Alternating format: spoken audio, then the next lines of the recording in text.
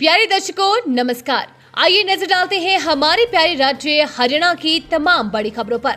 Video शुरू करने से पहले कमेंट बॉक्स में जय हिंद लिखकर हमें सपोर्ट करें। तो चलिए शुरू करते हैं।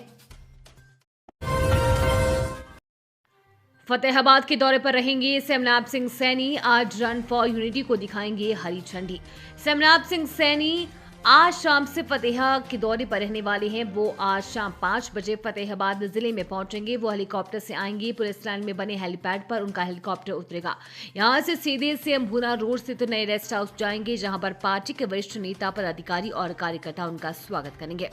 सीएम यहां कार्यकर्ताओं व अधिकारियों के साथ चर्चा करेंगे। इसके अलावा सीएम आज यानी 31 अक्टूबर की सुबह 7 बजे रन फॉर यूनिटी को हरी झंडी दिखाएंगे। इस दौड़ में 25 से 30 हजार प्रतिभागी भाग लेंगे।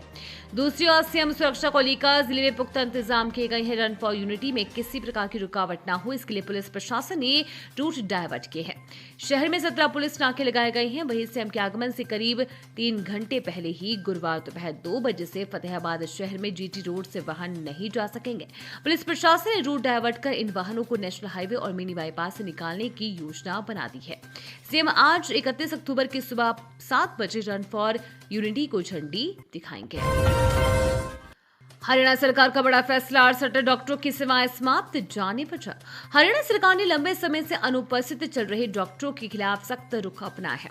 स्वास्थ्य विभाग ने 2017 से लगातार ड्यूटी से गायब चल रहे 68 मेडिकल अधिकारियों की सेवाएं तत्काल प्रभाव से समाप्त कर दी है। ये डॉक्टर नियुक्ति के कुछ समय बाद बिना किसी सूचना के ड्यूटी से अनुपस्थित हो गए थे। जानकारी के अनुसार विभाग ने कई बार इनसे संपर्क करने और जवाब मांगने की कोशिश की, लेकिन किसी ने भी प्रतिक्रिया नहीं दी। आखिरकार स्वास्थ्य विभाग के अतिरिक्त मुख्य सचिव सुधीर राजपाल ने डॉक्टरों की सेवाएं समाप्त करने का आदेश जारी कर दिए हैं।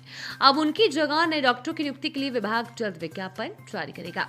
सूत्रों के अनुसार जिन डॉक्टरों पर कार्रवाई हुई है वे सिविल अस्पतालों, प्राथमिक स्वास्थ्य केंद्रों और उपमंडल अस्पतालों में कार्यरत है।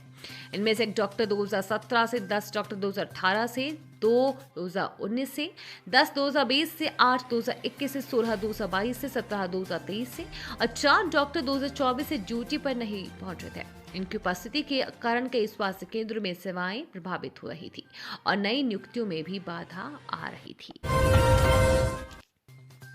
पीएम किसान योजना में बड़ा फर्जीवाड़ा, 44,000 दंपतियों ने उठाया दोहरा लाभ। इस जिले में सबसे ज्यादा केस।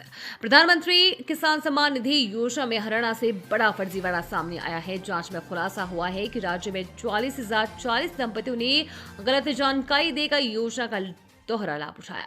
सरकार ने ऐसे लाभार्थियों की अगस्त माह से किस्त रोक दी है और अब उनसे वसूली की प्रक्रिया शुरू कर दी गई है। पीएम किसान योजना के नारनौल नोडल अधिकारी रविंद्र कुमार यादव ने बताया कि इस योजना के तहत प्रत्येक पात्र परिवार से केवल एक सदस्य को 2,000 रुपए प्रति माह मिलते हैं, लेकिन कई मामलों में पति और पत्नी दोनों ने योजना का लाभ ले लिया। उन्होंने कहा कि अब दोहरी किस्त लेने वाले परिवारों से एक सदस्य से पूरी राशि वापस ली जाएगी और भुगतान के बाद ही दूसरा सदस्य भविष्य में योजना का लाभ प्राप्त कर सकेगा। कपास में इतने प्रतिशत से अधिक नमी मिली तो नहीं खरीदेगी सरकार, जानी पूरी जानकारी। राज्य सरकार ने कपास खरीद को लेकर नई व्यवस्था लागू की है। अब 12% से अधिक नमी वाली कपास सरकारी खरीद के दायरे में नहीं आएगी। किसान को न्यूनतम समर्थन मूल्य पर फसल बेचने की सुविधा देने के लिए सरकार ने कपास किसान ऐप लॉन्च किया है। इस ऐप के जरिए किसान अपनी फसल से जुड़ी जानकारी सत्यापित कर आसानी से बिक्री प्रक्रिया पूरी कर सकेंगे। राज्य सरकार के अनुसार ये ऐप गूगल प्ले स्टोर और एप्पल iOS दोनों प्लेटफॉर्म पर उपलब्ध है। किसान अपने मेरी फसल मेरा ब्यौरा पोर्टल पर दर्ज मोबाइल नंबर से OTP के माध्यम से लॉगिन कर सकते हैं। लॉगिन करने के बाद ऐप में दिखाई गई कपास बिजाई भूमि की जानकारी को पोर्टल के रिकॉर्ड से मिलाना आवश्यक होगा। सत्यापन पूर्ण होने के बाद किसान निगम के निकटतम खरीद केंद्र पर स्लॉट बुक कर सकते हैं ताकि उन्हें MSP योजना का लाभ मिल सके। सरकार ने किसानों से अपील की है कि कपास की नमी 12% से अधिक न रखें, क्योंकि इससे ऊपर की नमी वाली कपास की खरीद नहीं की जाएगी। नौकरियां नहीं मिलने के कारण प्रदेश बेरोजगारी में टॉप पर।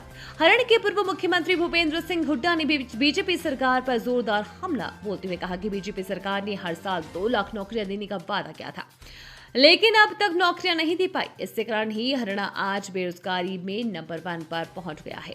लाडो लक्ष्मी योजना पर हुड्डा ने कहा कि योजना सिर्फ हरियाणा की महिलाओं के साथ मजाक किया गया है। सभी महिलाओं को 2100 रुपए देने का वादा किया था, लेकिन बाद में गरीबी रेखा यानी कि BPL की शर्त लगा दी गई। पहले 1,80,000 परिवारों की दायरे की बात हुई थी, फिर योजना सिर्फ 1 लाख परिवारों तक सीमित कर दी गई है। पूर्व मुख्यमंत्री ने गृह मंत्रालय के आंकड़ों का हवाला देते हुए कहा कि कांग्रेस के राज में हरियाणा सुरक्षित था, लेकिन अब अपराध चरम पर है। हाल ही में कांग्रेस नेत्री हिमानी नरवाल हत्याकांड का जिक्र करते हुए उन्होंने एसआईटी जांच की मांग की। बुधवार को नेता प्रतिपक्ष चौधरी भूपेंद्र सिंह हुड्डा लक्ष्य मिल्क प्लांट के मालिक बलजीत रेडो की बेटी की शादी में पहुंचे थे। केंद्र सरकार ने हरियाणा में मेट्रो विस्तार को दी मंजूरी, इस लाइन का होगा निर्माण। केंद्र सरकार ने फरीदाबाद में मेट्रो विस्तार और नई ट्रेन परियोजनाओं को मंजूरी दे दी है। प्रधानमंत्री नरेंद्र मोदी की अध्यक्षता में हुई कैबिनेट बैठक में गुरुग्राम से फरीदाबाद और फरीदाबाद से जेवर एयरपोर्ट तक रैपिड मेट्रो लाइन तथा वल्लभगढ़ से पलवल तक मेट्रो रेल लाइन विस्तार को स्वीकृति दी गई है। इसके अलावा सराय काले खां से अलवर तक नमो भारत ट्रेन चलाने की भी मंजूरी दी गई है। केंद्रीय शहरी विकास मंत्री मनोहर लाल ने केंद्रीय राज्य मंत्री कृष्णपाल गुर्जर को इस निर्णय की जानकारी दी। कृष्णपाल गुर्जर फिलहाल बिहार चुनाव प्रचार में व्यस्त थे और 4 नवंबर को दिल्ली पहुंचेंगे। कृष्णपाल गुर्जर की प्रतिक्रिया। कृष्णपाल गुर्जर ने फरीदाबाद क्षेत्र के लिए इससे बड़ी उपलब्धि पर गुर्जर ने प्रधानमंत्री और केंद्रीय मंत्री मनोहर लाल का आभार व्यक्त किया। उन्होंने बताया कि इन परियोजनाओं के लिए उन्होंने शहरी विकास मंत्री से कई बार विस्तृत चर्चा की थी। परियोजनाओं का महत्व। गुर्जर के पिछले 10 साल के कार्यकाल में फरीदाबाद वल्लभगढ़ में मेट्रो और दिल्ली फरीदाबाद नोएडा सहित दिल्ली आगरा की सड़क कनेक्टिविटी में सुधार हुआ है।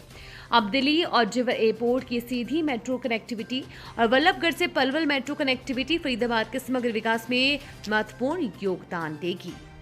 ये थी आज की फटाफट खबरें। हम मिलेंगे अगले बुलेटिन में, तब तक के लिए धन्यवाद और जय हिंद।